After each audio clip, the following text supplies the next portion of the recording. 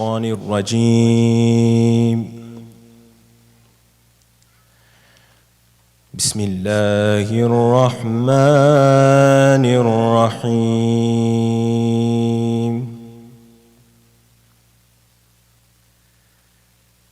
إنا كل شيء خلقناه بقدر.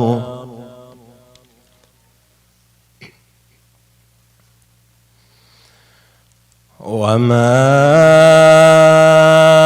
أمرنا إلا واحدة كلمح بالبصر.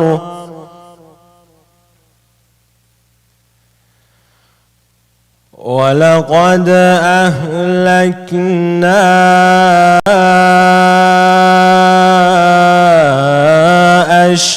أشياعكم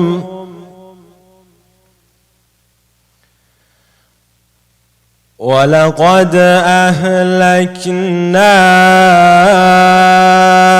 أشياعكم فهل من مدكر.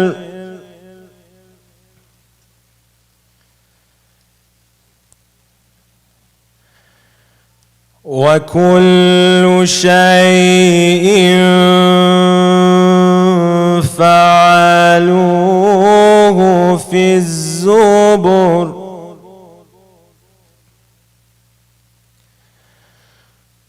وكل شيء فعلوه في الزبر.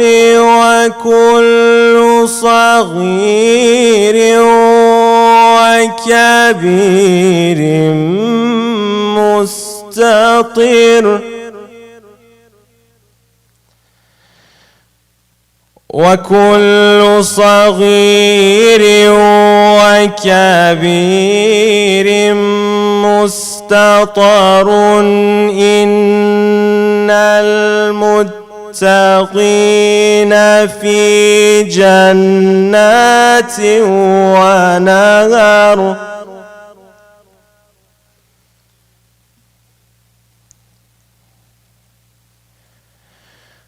في مقعد صدق عند مليك مقتدر.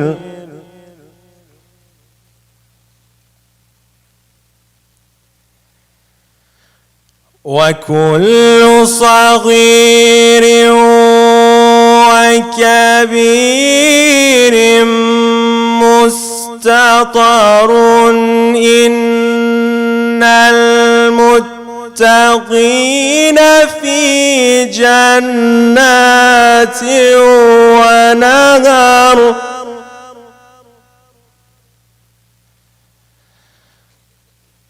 في مقعد صدق عند مليك مقتدر. صدق الله العلي العظيم.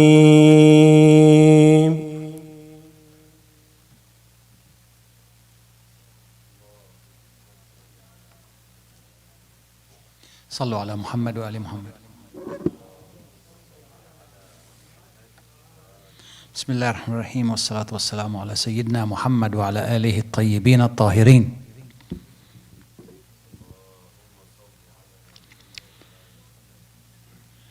Welcome to the Arbaeen program. There are going to be 3 nights, today, tomorrow, and Sunday.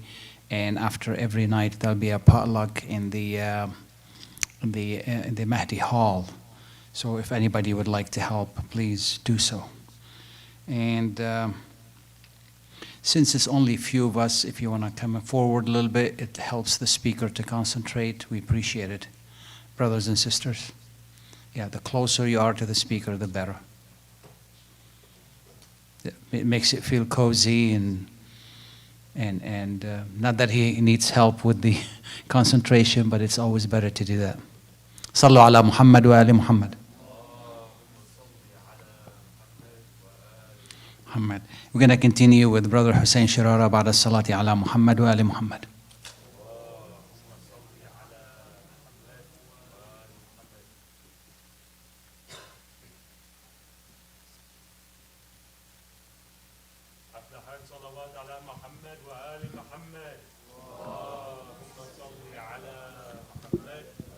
فاتحة.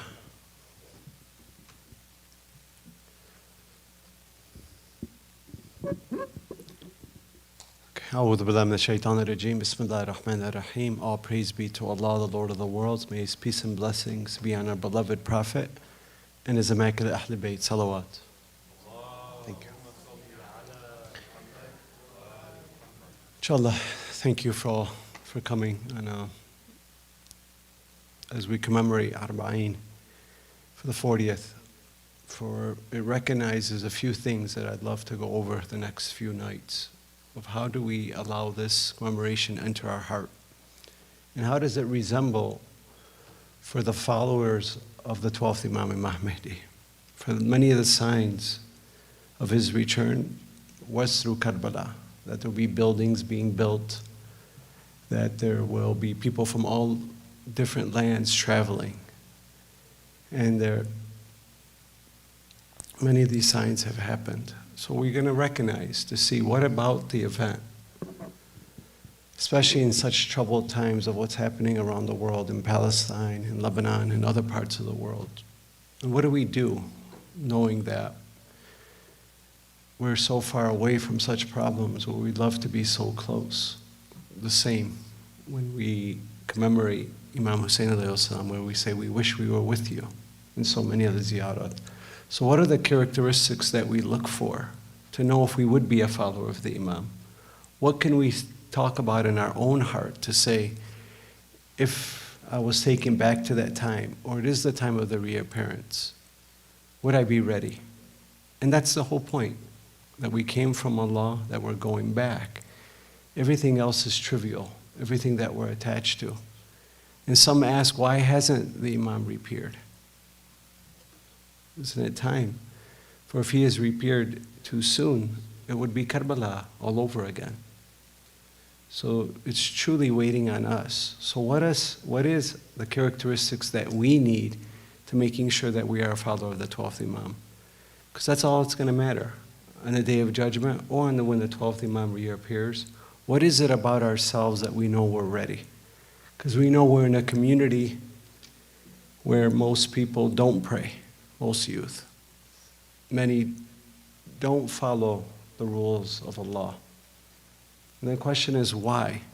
Why is it that so many youth are astray within the community? I do a lot of counseling. I help run a school. I do a lot of counseling in the community. And one of the worst things that I deal with is a mother who is crying while her son is lost to sin. And she's crying to the Imam. She's crying to Allah. She's crying for intercession.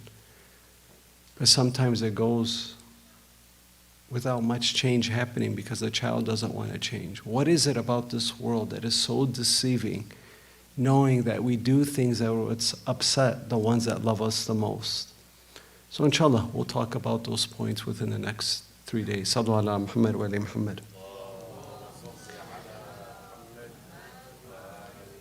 You know, the most amazing thing, there's 25 million people going to be there at Karbala.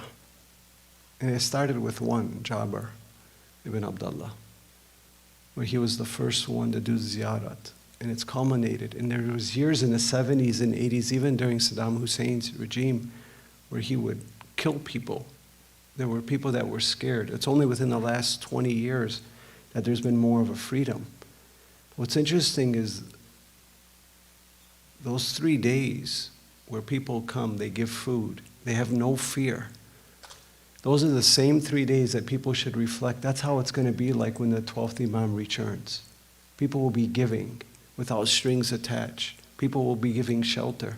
You could even go into your brother's pockets And without him even second guessing you, you could take if you need. That's what kind of world it's going to be. So how do we take these next 3 days to make them go through the rest of our year? And what is it about this world that right after Arbaeen happens, sometimes we go back to our old ways? What is it? So Allah, there's an ayah in the Quran that says, the day every soul will find what is done of good present before it. Meaning anything that you do good will manifest itself. It's manifesting itself moment to moment. Every time you do something good happens to you in barzakh. And then it helps out in your akhirah on the day of judgment. And when it's done evil, you will wish that there was space between you and the evil with great distance. And Allah warns you of Himself, and Allah is kind to His servants. Sallu ala Muhammad wa ali Muhammad. So we will wish when we die that we're separate from the evil. But unfortunately, our understanding of hell is more of a Christian belief, especially if you live in the West. We think when we do something bad, later in time we will get punished for it. And then we hope, like almost in a hocus pocus Islam, that Allah will forgive us. Because there's the hell of ethics and there's the hell of actions. You know, Imam Khomeini in Adab discusses the two. The hell of actions is easy to be forgiven. You could come to this, sit, and you could be forgiven for your sins. But then there's the hell of ethics. But we think because we're followers of Imam Hussain alayhi salam, that Allah will forgive us. You know, and I'm going to talk about some of the people who killed Imam Hussain alayhi salam. They thought the same thing. They thought they could get away with it and then ask for forgiveness later. Hell is not a place where you're going to go, because if you had a child that came to you and said, Dad, why do we get punished in hell? And then you tell your child, it's because you've made mistakes. So you have to be purified to go to heaven. And then you have to be punished in hell. Well, what if your child asks you, but Dad, what if I don't want to go to heaven, but just don't punish me in hell? Don't allow me to suffer. He has a point.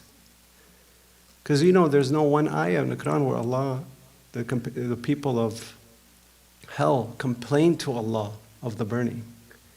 You know why? Because as soon as you die, you'll realize that every time you made a mistake, you got punished for it. How? You punished yourselves. Imagine you put your hand in the fire and you get burned. Where will you go after that, after you get burned? You just got burned. Where do you go? Help. The doctor. And if you go to the doctor, will you blame the doctor for burning your hand? Will you tell the doctor, why did you burn my hand? What would you tell the doctor? Help. That's what you'll be telling Allah. Because as soon as you die, you realize there's no separation from me in this evil. My deeds have manifested itself into my soul, this body. And we'll talk about the groups of people of hell tomorrow.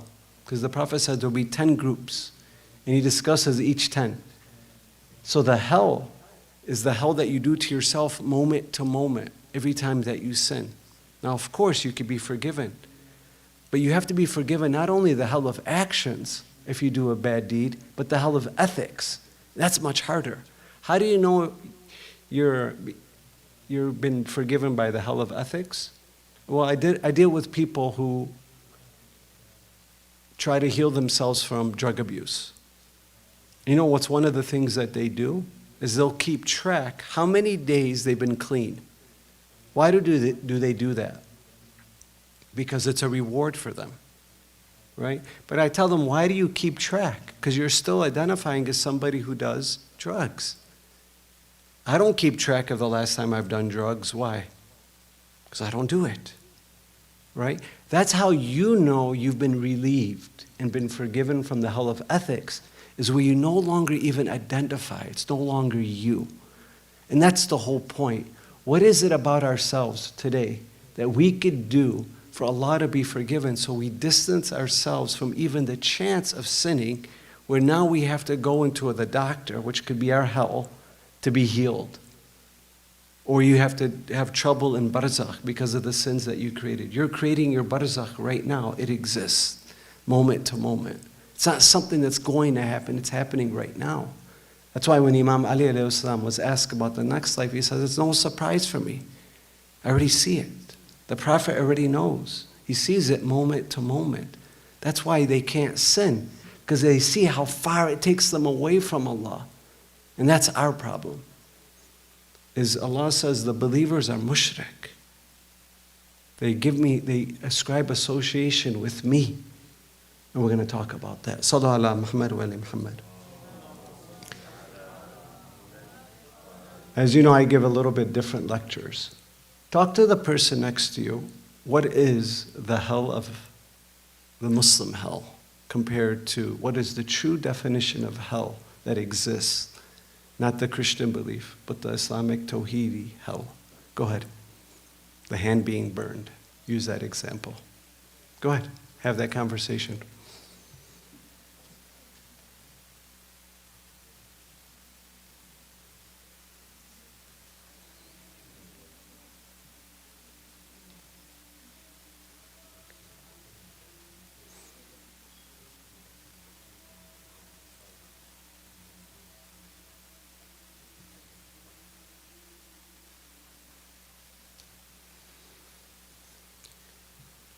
Okay, so now we do agree that every time you sin, if Allah were to show you your barzakh, that your hand is going in fire, your barzakhi hand, you wouldn't do that sin.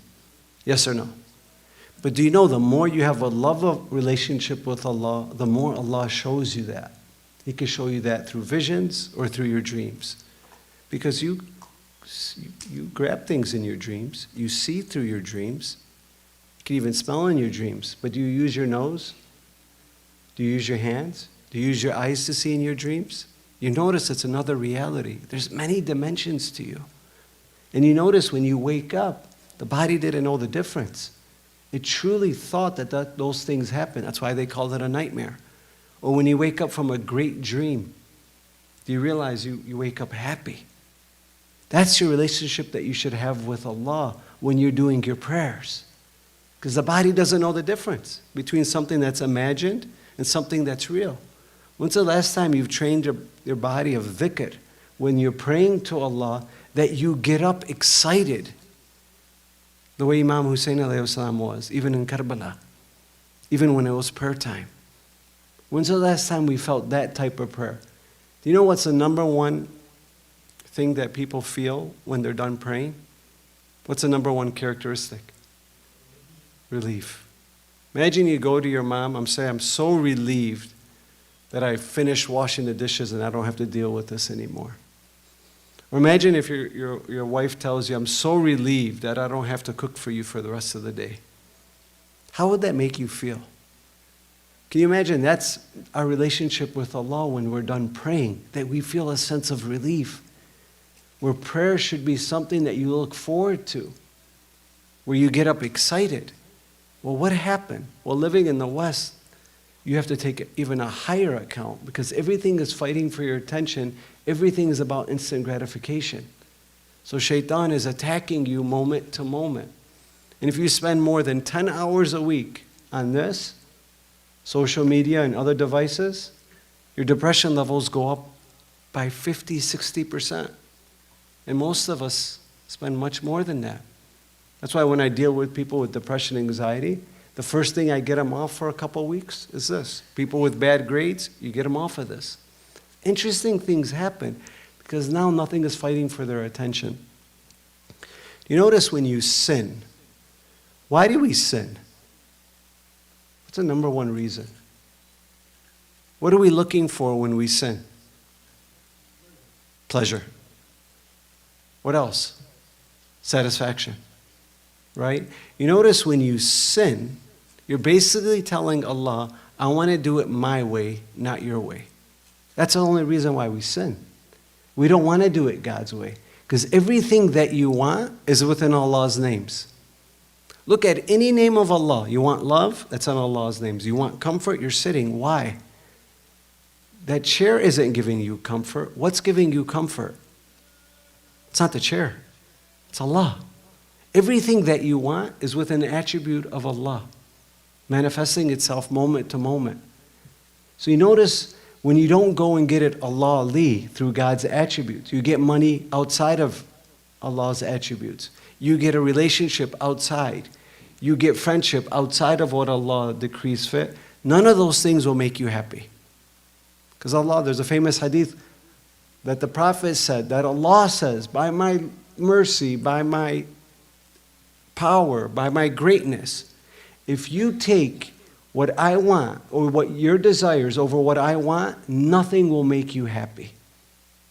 Then the hadith continues. He says, by my greatness, by my mercy, that if you take what I want over your low desires, I will give you happy, I will send you angels, and nothing will be able to hurt you. But we don't believe in that. Why don't most people wake up for Fajr prayer? Most youth. They don't believe in it. If I told you, here's $1 million,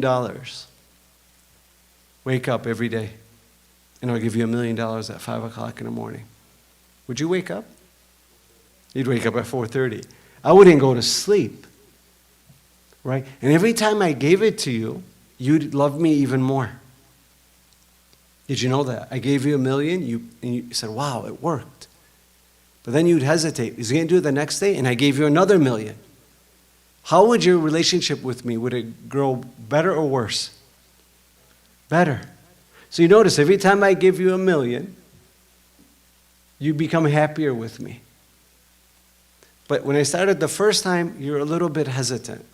But when you do it for 2 nights, 3 nights, 40 nights, a year, 2 years, you say, wow, this is my best friend. He's never, ever not shown up and given me the $1 million. That's your relationship with Allah. He's giving you life. If I gave you $1 million to kill yourself, would you do it? No. Because where would you spend the money? So your life is priceless. Yes or no? Yeah. So you notice, for that brother who gave you $1 million, you will love him. But when Allah is giving you your life, which is priceless, and He tells you, build a relationship with me, and every day I'm going to wake you up. Because Allah is the one that has to wake you up. Because your soul leaves the body. It's Allah that puts your soul back in the body, partially. Because partially your soul leaves the body. Then Allah wakes you up, puts the body back. Do you thank Him? When you wake up, sometimes you get angry. So you ask people, why did you wake me up? Sometimes Allah wakes you up in the middle of the night. It's a sign for you to get up, to speak to Him. Allah says, I'm giving you something. Our problem is we don't build a relationship with Allah. We build it with people.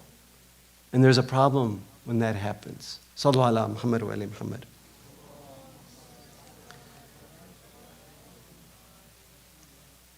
I'm going to give a short clip from Ziyarat Arbaeen. It's the 4th part, and it says, but an evildoer, deceived with an empty hopes of means and worthlessness, worldly gains, had pressed heavily in him, and sold his share for the eternal bliss for the members and the lowest bargain, betrayed his day of judgment for a vulgar return, took pride in insolence. So these are the people that attacked Imam Hussain. Who are the 2 main people? What are their names? Umar ibn Sa'd and Shimr. Umar ibn Sa'd, his father, was with the Prophet. He fought. He was known as a warrior. He would go to Iran. And that's why Umar ibn Sa'd knew Ray, because that was in Iran. And then Ibn Ziyad knew that, and he says, I promise you that if you fight Imam Hussain, get his allegiance or kill him, I'll give you Ray. Umar ibn Sa'd is very interesting because he knew the wilayat of Imam Ali. He knew who Imam Hussain was. He arrived at Karbala on the 2nd of Muharram, or the 3rd. Imam Hussain arrived on the 2nd. And every night, him and Imam Hussain would speak. Imam Hussain would tell him and warn him, don't take for this world for the next. You'll get destroyed. He says, I have things when I go back to Medina, I'll give you. But what did he want? He wanted leadership. So then he would write letters to Ibn Ziyad. He says, maybe I could get him to go, there will be no fighting. And for every night, Umar ibn Sa'd and Imam Hussain would speak. Now imagine the Imam speaking to you. But imagine somebody else is also pulling on you, saying, come on, do it this way. And that's the fight that we're having moment to moment of the way we speak and the way we do things. So he lost. Why? Shimr came. He sent Shimr. And he came on the 9th of Muharram. By the end of the day, by the night, he was ready to fight. So what did Umar ibn Sa'd do? Because if Shimr would have started the war, he said, I wouldn't get governorship. He says, I'm the one starting. He sold his soul. That could be us. This was a person who never imagined that he would kill Imam Hussein, but he rationalized. You know what he did? He said, maybe Allah will forgive me after I kill him. I'll ask for forgiveness. And Imam Hussein warned him. There was a brother in the community who did the same thing. He started rationalizing. He says, okay, I'm going to start gambling. And he started gambling a little bit within the community. And then he went outside the community and he went to a different state. And he basically bankrupted within 2 years his $1 million corporation. So what did he decide to do? Go home. Now what is Shaitan whispering to him? Okay, you have to kill yourself. What? So he takes a gun. He says, yeah, I have nothing left. But what does he decide to do before he kills himself? He decides to kill his wife and 2 kids. He says, why should they suffer and have no money? Let me kill them and then I'll kill myself. If somebody would have told him 2 years prior and showed him a video of him killing his family, what would he have said? Impossible. That's why you take account moment to moment. When you sat on this chair, did you thank Allah? Did you recite the biggest dhikr? Allahumma salli ala Muhammad wa ali Muhammad. When you drove today, when you ate today, moment to moment, you never let go. Because it's the one thing as dhikr where you could do abundantly in the Holy Quran. Look at Shimr. He beheaded Imam Hussein. Yes or no? Did you know he fought for the walayat of Imam Ali in the Battle of Safin? He fought with Imam Ali. And then he ended up killing his child. The potential, the reason why I'm saying this is especially if you're living in the West, where you watch the NBA, it's filled with filth. Either alcohol commercials or gambling commercials. You watch the NFL, it's filled with filth. There's so much filth, it's very hard to watch TV. Yes or no? So everything's trying to grab your attention to deceive you that you want money, you want a quick fix, do it this way. Well, Allah says, these are all my attributes. Why don't you come to me? So I'm going to give some attributes for you to reflect on to say, do I have this quality? Or do I need to remove this quality? Sallallahu ala Muhammad wa ali Muhammad. Because the ayah in Surah Yusuf 106, and most of them believe not in Allah except while they associate others with Him. Meaning most Muslims are mushriks. But not in the Sharia, in the concealed shirk. How can you be considered a mushrik? It's prayer time, but you're playing Xbox. It's prayer time, but you're working. These are all forms of shirk. Not against the Sharia, but against the spirit that you have with Allah. Because we really confuse thinking that it's our boss that pays us. So the first one is respecting authority. If your boss came in, or somebody of great importance came in, how would you behave? Would you behave differently? Yes or no? Yeah. I remember in my own life, where my current job is, this was about 10 years ago. There was an issue and I got in the middle. Somehow I got stuck in the middle. And then I had this fear that I was going to lose my job. But a week before that, I was reading about the Cambodian massacre in 1975 to 1979, the genocide. 1.5 million people were massacred between 75 and 79. And because it was close to the Vietnam, and it was right after the Vietnam War, the U.S. didn't want to get involved. They allowed 1.5 million people get massacred. I read a part where the U.S. went in after and they found these women that were blind. And the reason why they were blind is because they witnessed their kids being beheaded. They witnessed their husbands being killed. So they took these women to Northern California and they were able to heal them. You know how? Through a dhikr of remembering God. They kept allowing them to realize that those people went back to God, so they had them doing meditations. These were not Muslims, but they were able to regain their vision. So I asked Allah, I said, Allah, I want to meet somebody like that. Somebody, because I've studied spontaneous remission. I'll speak more about it tomorrow. For the past 7 years. And I've implemented what we have is called coherent healings through dua mashlul. And I'm fascinated from what I've witnessed. If somebody would have told me that 5 years ago. But this is one of the ways it started. So I spoke to this lady who was interviewing me for the issue I had at work. She looked at me and she said, don't worry about this, it's not a big deal. And remember, I thought it was a huge deal. Why? Because authority. Somebody that was higher position than me is telling me your job is on the line. So I got scared. So my tawheed was weak. Because it's not that boss that was paying me, it's Allah. And if I'm not doing anything wrong, why do I have fear? So then the lady says, it's no big deal. I once worked for the city of Detroit, and it went bankrupt, and I lost my pension.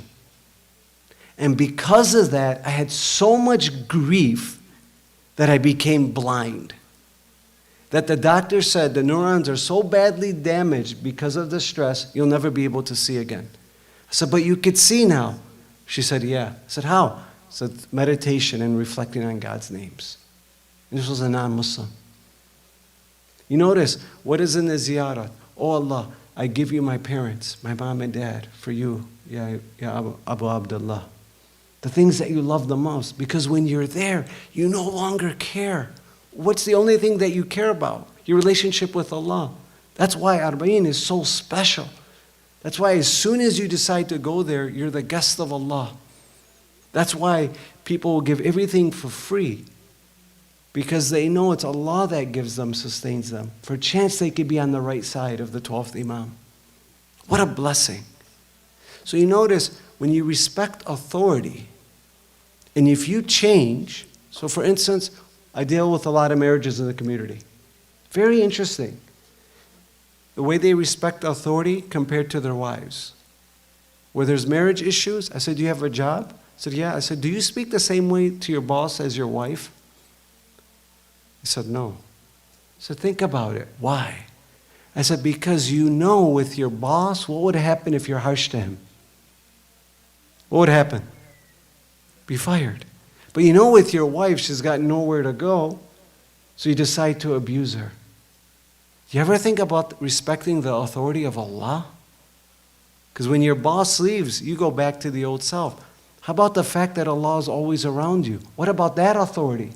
So if you notice that you respect authority, when people are around that you act differently, then you have to ask yourself, but Allah is always around. There was a brother who came a while ago, this was about 6 months ago, and he was having he was going through a divorce. And he said, I said, why are you getting divorced? He says, well, I'm so angry. He said, why? He said, because my wife did some really bad things behind my back. And I said, so what did you decide to do? He says, well, I decided to do haram things to numb the pain. I said, so you hang out with losers too? He said, yeah, how did you know? I said, because you're doing haram. I've never seen people who drink beer and go to the mosque hang out with each other. I said, these friends of yours, how much money do they owe you? He says, how did you know they owe me money? I said, because they have no money and you do. Then I asked him, I said, do you have any kids? He said, yeah. I said, oh, you're no different than your wife. He wanted to hurt me. He actually used a swear word. He says, how dare you say that?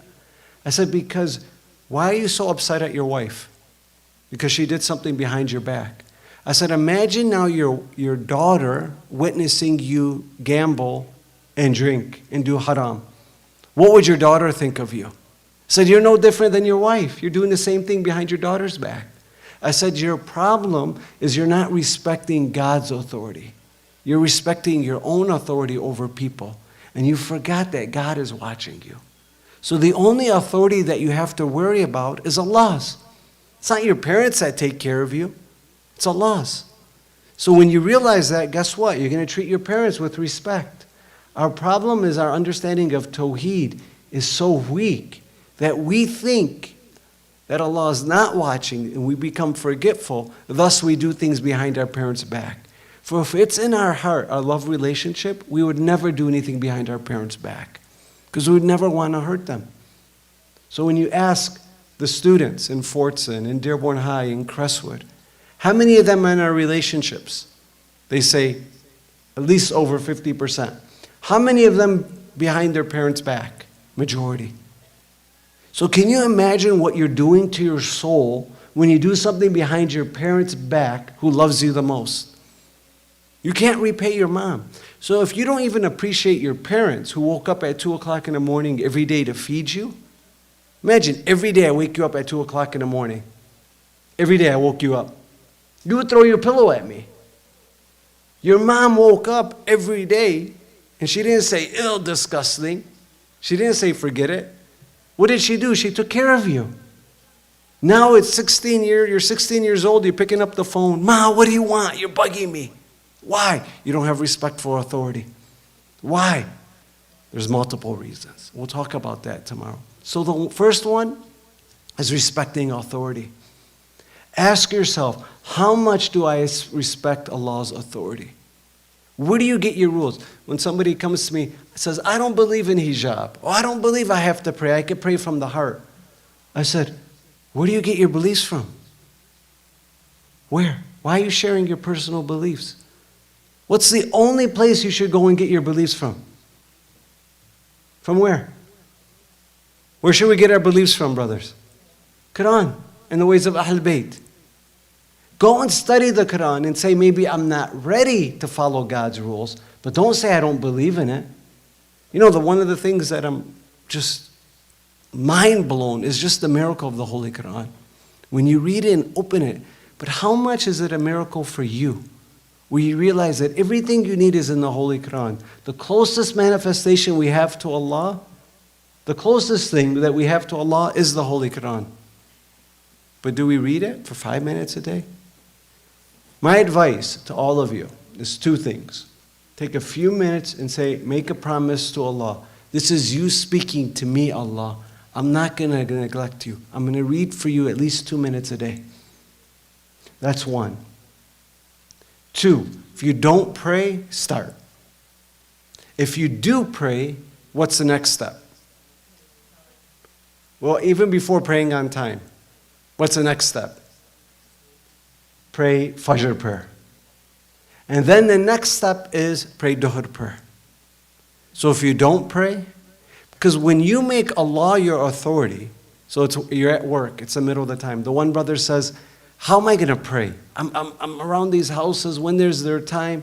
I said, who's paying you, those people or Allah? So why don't you pray outside? Bring a water bottle.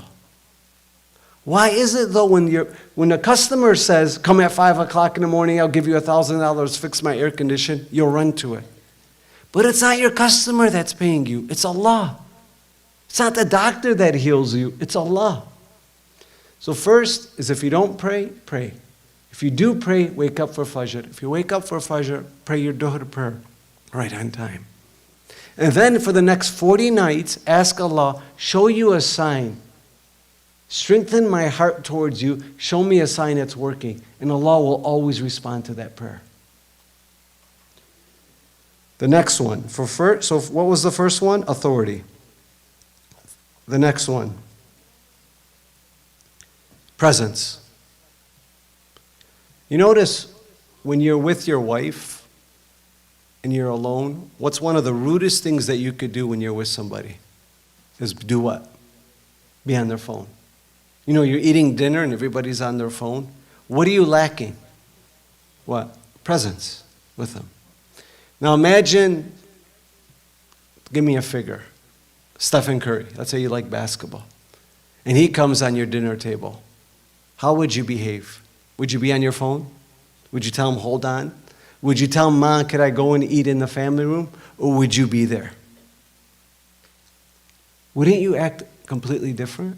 So my question to you is, Allah is always within you and all around you. Why is it we lack presence with Allah? But when somebody is important to us, we give them presents. So what I tell people is try for 40 nights. Do a meditation, do a breathing exercise, pray on time, and don't move until you feel the presence of Allah. And don't tell anybody about it.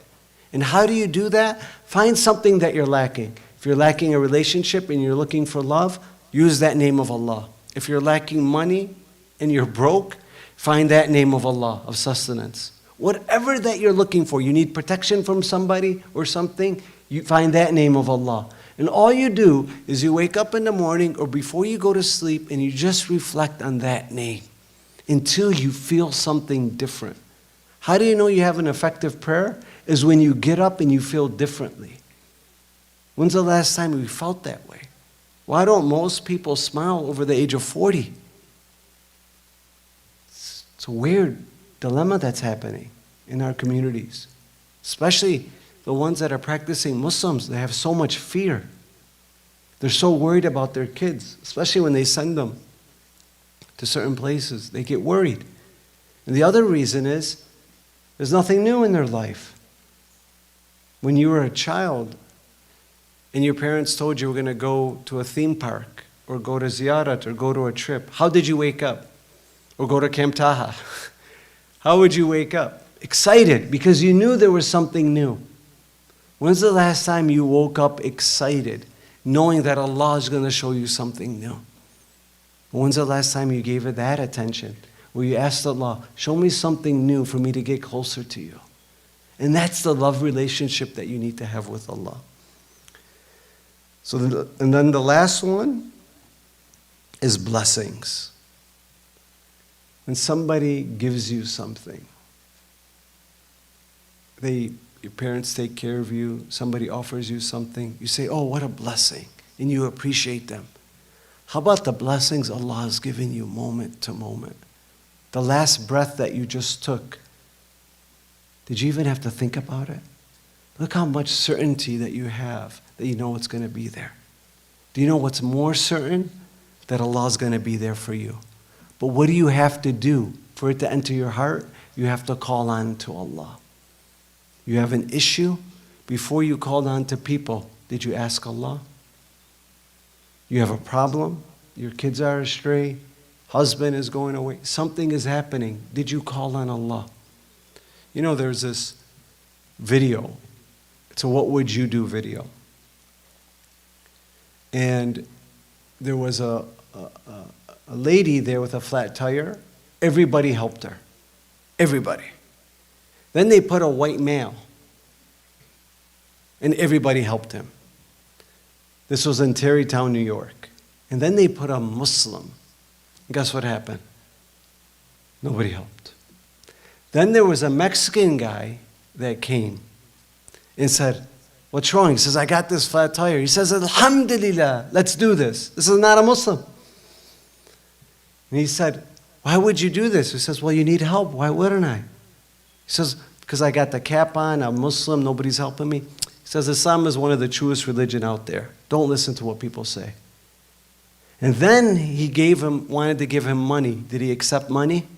No. What did he say? I accept love. So it's a video that I show people. And then at the end, they bring this camera. He says, oh my God, look. Negative situation to a positive.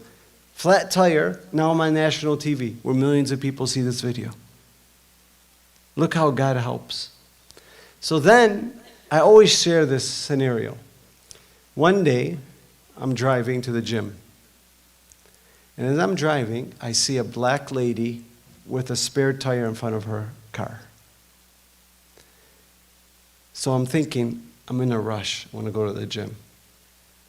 So my heart isn't pure because I didn't think right away to go help her. What did I think about? Oh my God, I've shown this video so many times, and I tell people helping people with flat tires, I better go help. So I probably didn't get much barakah for it, because I said I just didn't want to feel guilt. So I turned around, and I said, how long have you been out here? She said, I've been out here for about a half hour. I said, oh, why, nobody helped you? She said, no, and I put my spare tire, because nobody could help me. I was hoping somebody would come. So anyways, I take the jack out, I open up I take the lug nuts out, and then I try to remove the tire. The tire won't move. I'm kicking it, nothing will happen. I said, man, ya Allah, I need a rubber mallet to hit the tire. Wallahi, within a few minutes, a car pulls up in a white convertible. It's a white guy, tall, opens up his trunk. He says, I saw that you were struggling. I got the thing just for you. He pulls out his trunk. What does he pull out? A rubber mallet. He comes, he hits it, and he says, there you go. I said, man, you can't make, nobody's ever going to believe me.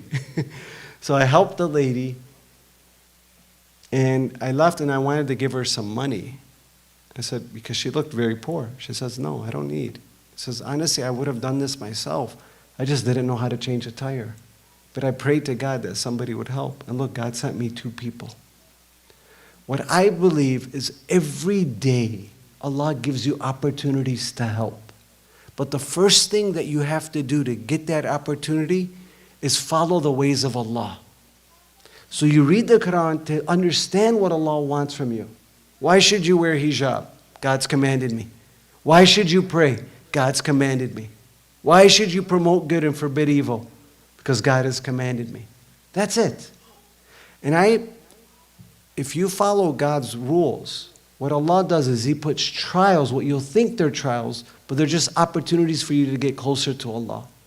And He'll give you the weirdest opportunities to help people. Why? Because now you're helping yourself. And that's how you elevate.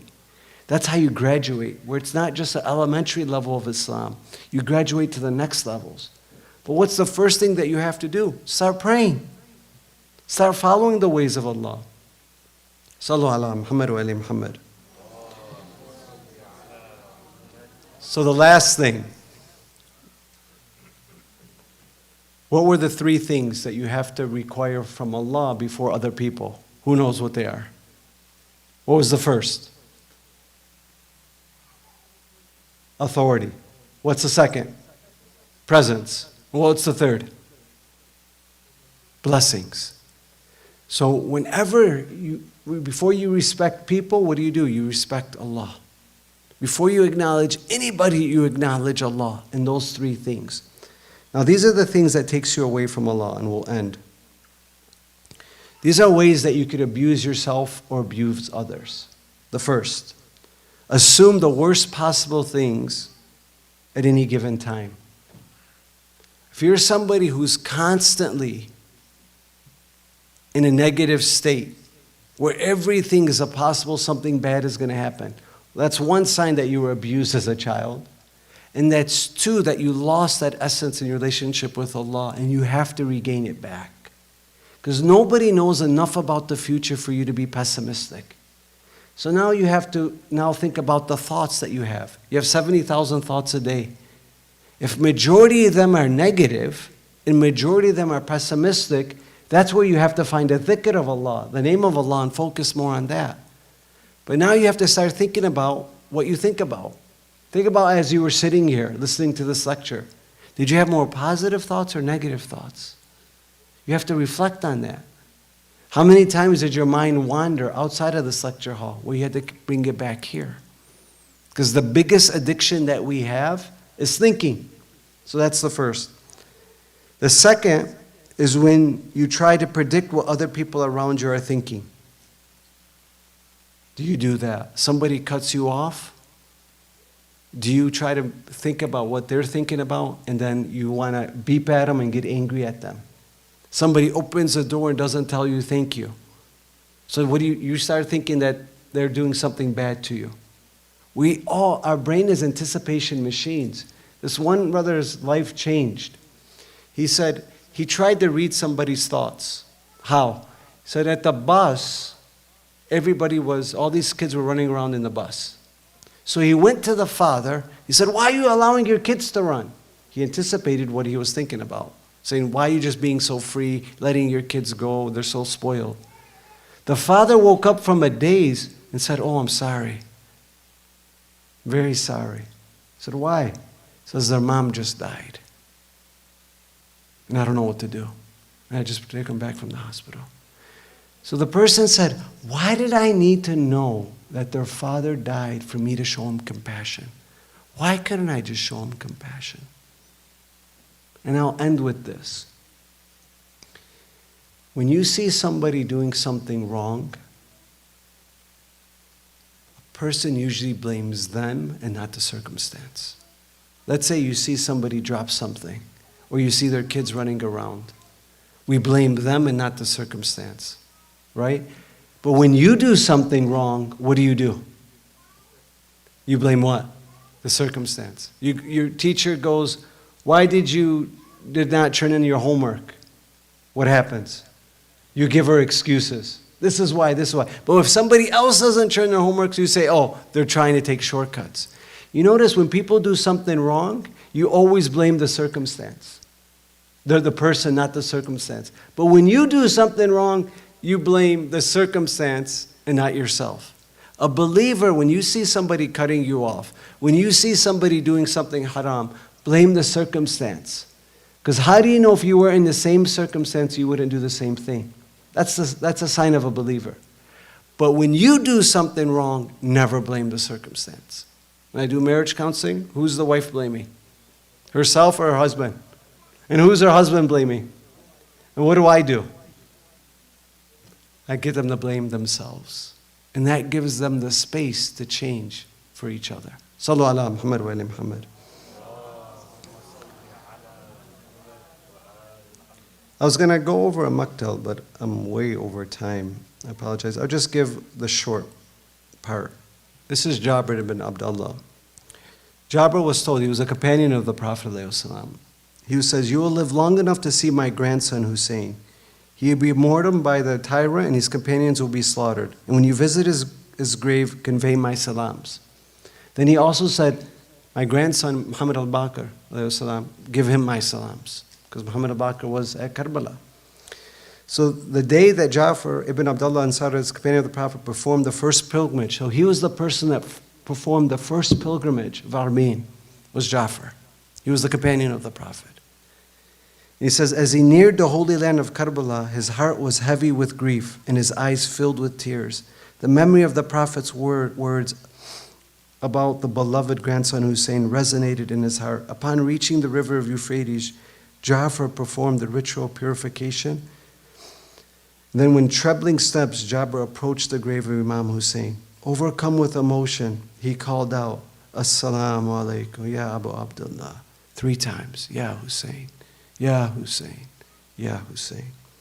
O Hussein, beloved Prophet, how unfortunate is the one who is not able to come to your aid on the faithful day. O Hussein, how I long to be with you, to stand on your side, to sacrifice myself for you, but I was granted this honor. O Hussein, you were slaughtered like the sacrificial lamb, and the heavy web of your tragedy. Reflect on Jabir's words and ask yourself, what is it about my own life would keep me away from that destiny to be amongst the 12th Imam, to be ready in the day of judgment? Let's end with this short dua. O Allah, forgive me for those sins that have held me back from supplication. Ask Allah to forgive you for any sins that may have kept you away from prayer. Ask Allah for forgiveness. If you would like, you could close your eyes. Oh Allah, forgive me for those sins that have cut down my hopes.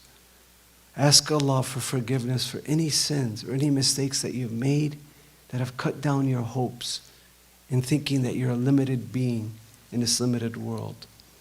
Oh Allah, forgive me for those sins that have drawn down unnecessary problems in my life. Forgive me, Ya Allah. Oh Allah, forgive me for those sins that have bring down your displeasure. Forgive me, Ya Allah. And Allah, forgive me for those sins that distance me from you. Oh Allah, forgive me for all my sins. Through this forgiveness, ask Allah to make a dua for a person that you love. be it a family member, be it Imam Hussain, be it the 12th Imam. Ask Allah for their guidance, their well-being. Feel the spiritual connection. From there, your heart to theirs. And now with your heart open, gently direct your focus towards our brothers and sisters in Palestine. Visualize a divine light going through their land, piercing through darkness, bringing peace, hope to its people. Imagine the skies opening up for the children of Palestine, the ones that wake up without a mother, without a father, completely alone. Imagine Allah showering them with blessings. Ya Allah, grant the people of Palestine your divine protection. Surround them with angels and shield them from harm. Soften their hearts of those who inflict suffering on them, and let justice and peace prevail. Ya Allah, liberate them from oppression and grant them relief. Provide them sustenance, shelter, and warmth. O Allah, allow me to be part of the solution. O Allah, sallu ala Muhammad wa ali Muhammad.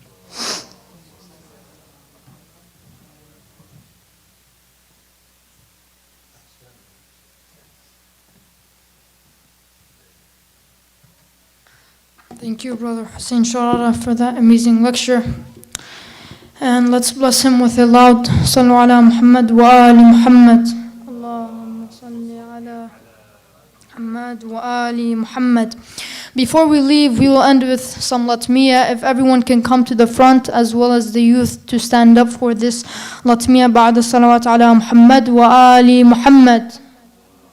Salli ala Muhammad. Muhammad. We will be reciting two Latmiyas tonight. However, the first one is Hussain Charara by Sayyid Ali Hakim. And I would like for all of us to recite together. The chorus is Hussain Aba Abdullah Ya Man Hajwu Charara, Hussain Aba Abdullah Tharak Abad Ma Ninsa. This Latmiya is made and has been recited originally by Sayyid Ali Hakim. صلوا على محمد وآل محمد. اللهم صل على وآل محمد. حسين أبا عبد الله يا منهج ثار الله، حسين أبا عبد الله ثارك أبد ما ننسى. حسين أبا عبد الله يا منهج ثار الله، حسين أبا عبد الله ثارك أبد ما ننسى. My aid I do send to your call, attend, ready to defend till the very end. For this faith I'll fight, it's the greatest plight. I'll give all my might, I'll serve day and night.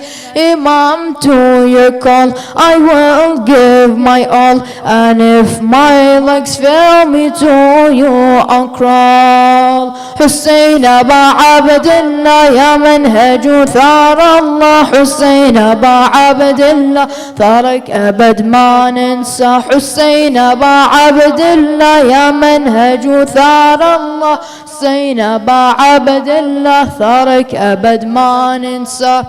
حسين أبا عبد الله يا منهج ثار الله، حسين أبا عبد الله ثارك أبد ما ننسى. If my sins prevail in worship I fail, then my soul will well, recalling those scales, for counted is all when the trumpet calls. So I must not stall, on falsehood not fall. Hussain Aba Abdullah Ya Manhaju Thar Allah, Hussain Aba Abdullah Tharak Abad Ma Ninsa. Hussain Aba Abdullah Ju Thar Allah, Hussain Aba Abdullah Tharak Abad. Piety you taught for solace and brought to these souls distraught in such troubles caught. It you would uphold, so to it we hold, cherished like pure gold and safety for souls. Hussain Aba Abdullah ya manhaj thar Allah. Hussain Aba Abdullah tharak abad ma nansa. Hussain Aba Abdullah ya manhaj thar Allah. Hussain Aba Abdullah tharak abad ma nansa. If tragedies pour, then I will ensure that patience I draw to keep my soul pure. To keep patient thoughts is something you taught. Seen through battles fought, such valor you bore. Hussain Aba Abdullah ya manhaj thar Allah. Hussain Aba Abdullah tharak abad ma nansa. Hussain Aba Abdullah ya manhaj thar Allah. Hussain Aba Abdullah tharak abad ma nansa.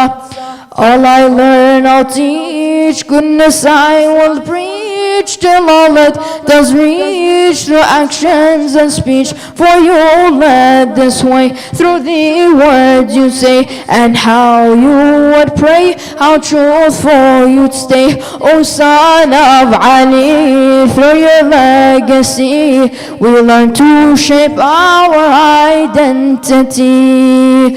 Hussain Aba Abdullah ya manhaj thar Allah. Hussain Aba Abdullah tharak abad ma nansa. Hussain Aba Abdullah manhaj thar Allah. Hussain Aba tharak abad. We'll say your great name, our voices won't aim, will to serve your aim. Through Al-Hujjah's reign, His service we'll learn, as for Him we yearn. On this path we'll stern, God's pleasure we'll earn. For across the lands His people will stand and spread your message, serving His command. Hussain Aba Abdullah ya manhaju. Hussain Aba Abdullah tharak abad ma nansa. Hussain Aba Abdullah manhaju thar Allah. Hussain Aba tharak abad ma nansa. Hussain Aba Abdullah ya manhaju thar Allah. Hussain Aba Abdullah tharak abad ma nansa. One more time. Hussain Aba Abdullah ya manhaj thar Allah. Hussain Aba Abdullah tharak abad ma nansa. أفلح من صلى على محمد وآل محمد. Now we will end with Dua al-Hujjah by my dear brother Zain al-Abidin Ilahi. بعد الصلوات على محمد وآل محمد.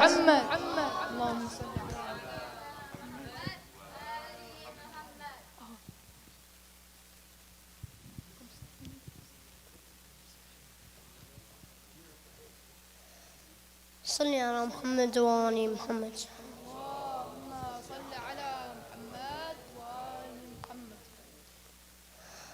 اللهم كن وليك عن حجة بن الحسن، صلواتك عليه وعلى آبائه في هذه الساعة وفي كل ساعة، وليا وحافظا وقائدا وناصرا وتليلا وعينا، حتى تسكنه أرضك توعا وتمتعه فيها طويلا برحمتك يا أرحم الراحمين. فصلى الله على محمد وآل محمد. Muhammad wa ali Muhammad.